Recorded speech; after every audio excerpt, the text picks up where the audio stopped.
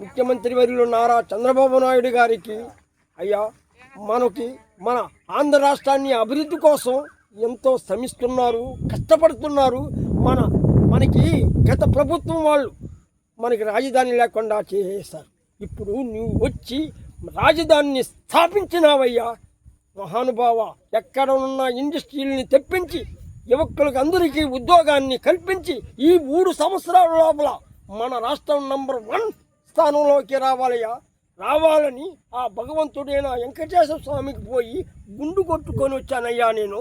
మనము అభివృద్ధి బాటలో చెందాలని, మనం అభివృద్ధి కావాలని, మన రాజధాని అమరావతి ఇంకా డెవలప్మెంట్ కావాలని మమ్మల్ని అందరినీ రైతులకి మా అండగా నిలిచామని. రైతులంటే ఎవరు ఏ నాయకుడు కూడా మతింపు లేకుండా పోయిందయ్యా. రైతు అంటే ఏమనుకున్నారయ్యా?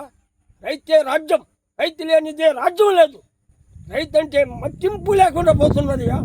రైతులని నీవే కాపాడు, మా యొక్క బాధలు నువ్వే రైతు బాధల్ని తీర్చవయ్యా మహానుభావ నారా చంద్రబాబు నాయుడు గారు.